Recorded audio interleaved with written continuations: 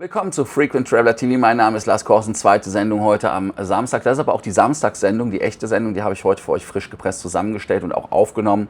Deshalb die Doppelsendung, hätte ich fast gesagt, weil das für Mittwoch, ich habe es einfach ehrlich nicht geschafft. Deshalb schaut euch die Mittwochssendung an, wenn ihr das noch nicht geguckt habt. Als Themen frisch gepresst habe ich gesagt, mein Name ist Lars Korsen? Wahrscheinlich, wenn nicht, dann habe ich es jetzt getan. Heißt also, wir haben die Flugticketsteuer sinkt, Entlastung oder ist es ein Placebo? Piloten verklagen Lufthansa, der Streit eskaliert. First Class mit Business Class Ticket, Lufthansa monetarisiert den Luxus, kann man so sagen. Und zusätzlich haben wir das Thema Zürich. Da gibt es bei der Sicherheitskontrolle eine Erleichterung, Gott sei Dank.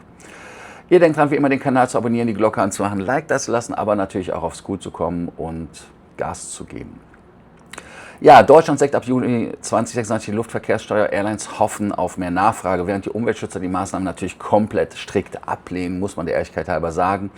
Aber ob wir als Passagiere wirklich profitieren, ist natürlich fraglich, weil einige haben ja gesagt, sie werden nicht alles weitergeben und man kann es ja auch ehrlicherweise nicht kontrollieren. Die Steuer sinkt bei der Kurzstrecke um 2,50 Euro, bei der Mittelstrecke um 6,33 Euro und 11,40 Euro. Der Staat verzichtet auf 355 Millionen. Wobei, wenn man sieht, dass die Nachfrage gesunken ist um 15% alleine diesen Sommer, ist es wahrscheinlich gar nicht mal damit getan. Einnahmen zuvor waren 2,1 Milliarden. Eurowings gibt zum Beispiel die Senkung nur teilweise weiter. Ryanair reduziert die Deutschlandkapazitäten, denn Deutschland ist teurer als viele andere EU-Märkte. Die Airlines sagen, es sind halt kaum Entlastungen, es sind mehr die strukturellen Probleme. Und die Low-Cost-Carrier meiden Deutschland. Max Kovnatski sagt, das ist ein Tropfen auf dem heißen Stein. Und Eddie Wilson von Ryanair sagt, kein ernsthafter Wille zur Reform. Ja, ist Deutschland als Luftverkehrsmarkt noch ist auch wettbewerbsfähig? Sollte Flugverkehr stärker besteuert werden oder weniger unter Verlagerung vom Verkehr ins Ausland sinnvoll? Weil viele Leute fliegen dann einfach mal locker flockig nach Paris oder sonst wo, weil Lufthansa ja auch einstellt oder Bahn. Siehe die Sendung davor. Ja, symbolische Maßnahme ohne große Wirkung ist als Fazit echt zu sagen, weil wenn wir die Summe uns angucken, ich denke nicht, dass jemand für 11,40 Euro oder was war es in der höchsten Stufe, ja 11,40 Euro, sagt, also für 11,40 Euro kaufe ich den Flug jetzt, ne? Also ja, nee, glaube ich eher nicht. Und die strukturellen Probleme müssen eher gelöst werden und viele Themen haben wir ja, da kann man sich ja die Sendungen alle angucken. Und würdet ihr für die 10 Euro weniger öfter fliegen? Da würde ich mal eure Antwort abwarten. Ja, nach einem Streik beendet Lufthansa eine Vereinbarung über bezahlte Freistellung für die Piloten. Die Gewerkschaft klagt, ein neuer Konflikt in der ohnehin angespannten Situation. Jetzt fragt man natürlich, was passiert ist. Die Vereinigung Cockpit hat Lufthansa als Gegner wieder vor Gericht gezogen. Und zwar geht es um die bezahlte Freistellung für Gewerkschaftsarbeiten. Das heißt also, Piloten, die für Gewerkschaft arbeiten, kriegen da die Penunzen gestellt. Lufthansa Vorwurf ist natürlich, dass dort der Missbrauch für den Streik stattgefunden hat. 2026 Beispiel gab es ja die 1000 Flüge, die gestrichen worden sind und 80% Ausfälle am ersten Tag.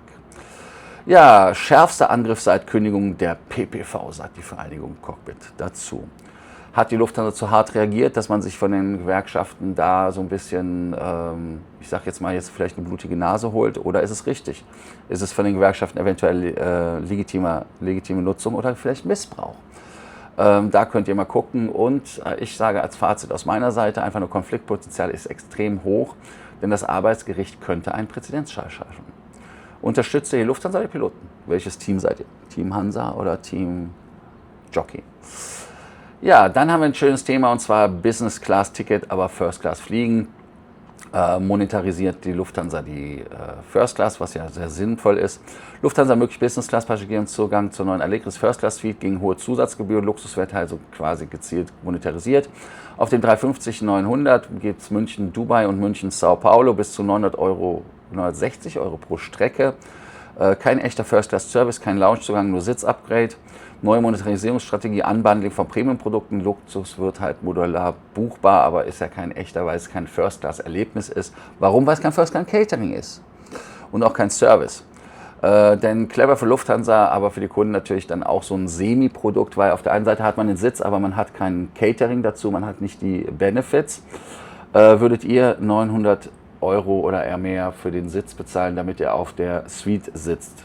Als Erlebnis vielleicht, aber was ist das Erlebnis wert, wenn kein Catering und kein keinen Vorteil davon, also gleiches Essen wie Business Class und alles. Also weiß ich jetzt ehrlicherweise nicht. Dann haben wir das Flughafen Zürich. Die revolutionieren die Sicherheitskontrollen, wenn man das so sagen will. Nein, sie gehen wieder zum alten Status quo zurück. 2 Liter darfst du durchbringen auf den CT-Scanner. Damit werden diese Kontrollen ja wieder schneller und komfortabler.